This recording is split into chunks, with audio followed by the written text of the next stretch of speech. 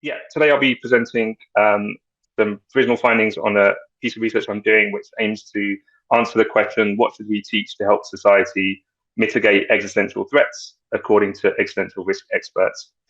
Brief outline of what I'll be sharing today. There'll be some context, and then I'll share some provisional findings and some conclusions based on those findings. So the context for this is generally I've always been interested in education and social change, and currently I'm focused on the relationship between the education domain and the existential risk field. I also tend to focus on schools because, in my opinion, worldviews tend to be formed by the time children leave schools.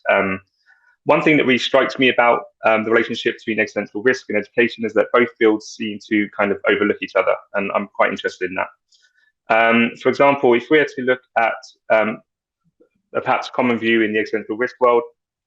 This is an opinion that I've taken from 80,000 Hours and their career review on teaching. And they generally do not recommend teaching as a way to maximize one's social impact. And they believe that even the most talented classroom teacher can only impact around 30 students at a time, which I think is probably a fair assessment. But then I would challenge that and ask, what about if we change national education policy?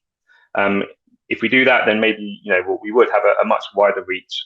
So there is a history of this. So if we go back into history, we can see that state schooling has been used in many times to help society tackle threats, especially those arising from new technologies. So there's two case studies I'll share briefly here.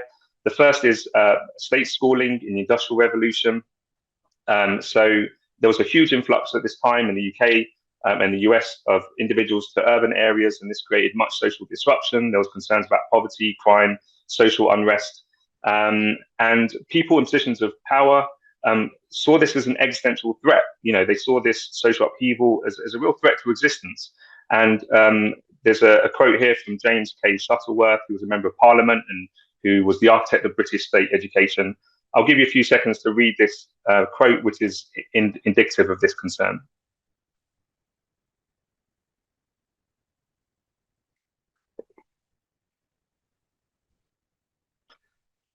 So people in positions of privilege, they perceived this X threat, which was coming on the back of technological change, and they instigated a huge raft of new social institutions. So there was massive investment in healthcare, housing, and also education. So state schooling hitherto had been organized in a piecemeal fashion, began to be organized centrally by the state and was standardized. There was huge investment in functional education to support employment in the industrial economy. So things like literacy and numeracy were priorities. And also sort of civic teaching aims, such as teaching kids to be disciplined and have daily routines. And this was used to prepare children for industrial work. As an interesting aside, many commentators say that the function of education hasn't changed in the sort of 200 to 300 years since it arose. And if you look at a timetable for a 5-year-old today in the UK compared to a timetable for a 5-year-old 200 years ago, they're basically the same, which is quite striking. The second example is during the Cold War, there was huge consternation in the United States when they, were perceived to be losing the Cold War tech race. So Russians were the first to send somebody into space, and this was seen as an existential threat to America. This represented the risk that they would lose the Cold War. So there was a massive resulting increase in technology education, focusing on science, technology education, mathematics, huge investment in teacher training, and also in curriculums. So two quite interesting examples of how state schooling has been oriented to perceived existential threats on the basis of technological development. But then when we think about existential risks today that come from new technologies, there's very little being done in education. So we think about existential threats from emerging technologies like AI and bio. There's very little attention being paid to these in the education field.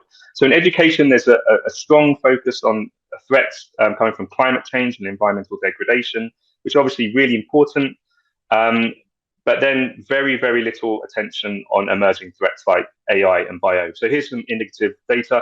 Again, this is super caveated. This is really rough analysis of Google Scholar search results that show the amount of focus on climate change and environment versus emerging threats like AI and bio. But in my experience, I think this is quite a fair indication of where education researchers are focusing on. And this is in a real striking contrast to the threats that seen to be important by existential risk scholars.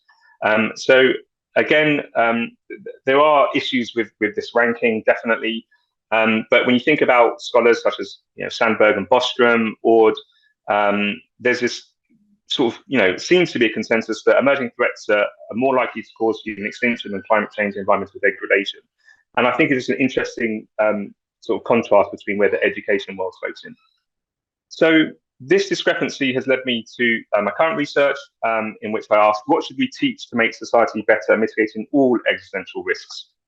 And so I come to this research following a stint in the UK Civil Service at the Department for Education. And as part of my current education PhD, I'm currently interested in asking existential risk experts what they think are the most important threats and how we should be focusing on those in terms of education. So my questions that I've been thinking about for this summer on the fellowship are presented on the slide here. I'll give you a few seconds just to read the three questions in turquoise boxes.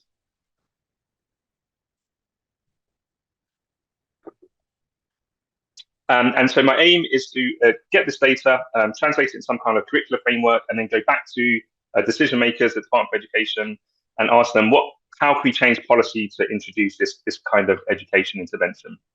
So my aim was to interview 30 experts about this topic. Sadly, I had a bit of a hiccup in that I could not get permission from my university in time for various reasons to do this research during the fellowship. So I needed to pivot, and co-fellows and research managers really helped. They stepped in and kindly allowed me to interview them.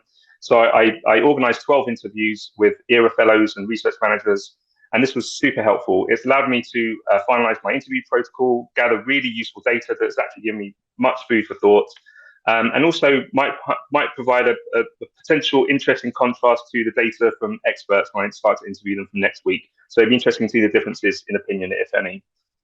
So I asked my colleagues and research managers 10 to 12 questions about education, what we should teach society to mitigate these threats, and how we can educate for that.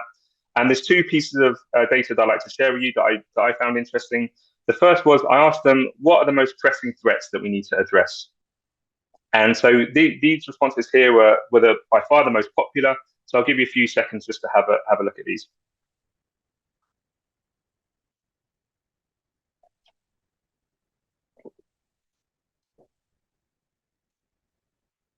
So one thing that struck me was that it was interesting to see how climate change is seen as a much higher risk than what seems to be a consensus in the existential risk field. So I was really interested in that.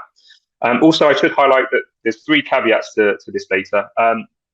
The ranking here is somewhat arbitrary. I got respondents to rank what they thought were the most pressing threats. I didn't ask them to weight it. So I've applied weighting to these to just give some kind of comparative analysis, but there should, should caveat the data with that.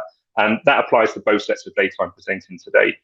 Also, there's some conceptual overlap with the categories here. So if you look at the three categories on the right, there's definitely some overlap between these three. So I could have amalgamated these some way, or they could have been parsed differently, but that's also something else to think about. And really interestingly, I was struck by how a few respondents challenged the premise of the question. So some respondents refused to rank threats, and some did so only after understanding the aim of this question. And that is basically, I'm intending to gather a weight of evidence to keep back to the education field to say, hey, look, there's other risks we should be focusing on. But it was a really interesting pushback. The second piece of data I'd like to share today is I then asked participants what we should teach to mitigate these threats. So again, I'll give you a few seconds to have a look at the data here. So I asked interviewees what knowledge, skills, and attitudes or worldviews we should be teaching to mitigate threats. And these were the most common responses.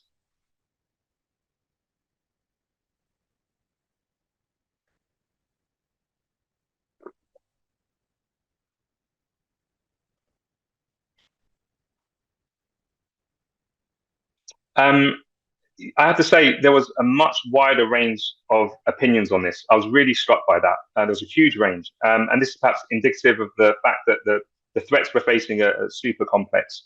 A further caveat I would include with this data is that, again, distinctions are somewhat arbitrary. So if you look at critical thinking in the middle of the graph, which is presented as a skill, Critical thinking as a skill, it involves knowledge. We need to know how to think critically, and also it's an attitude. So one must have the desire to think critically to have a chance to do so effectively. So again, there's some caveats with how I've passed the data here.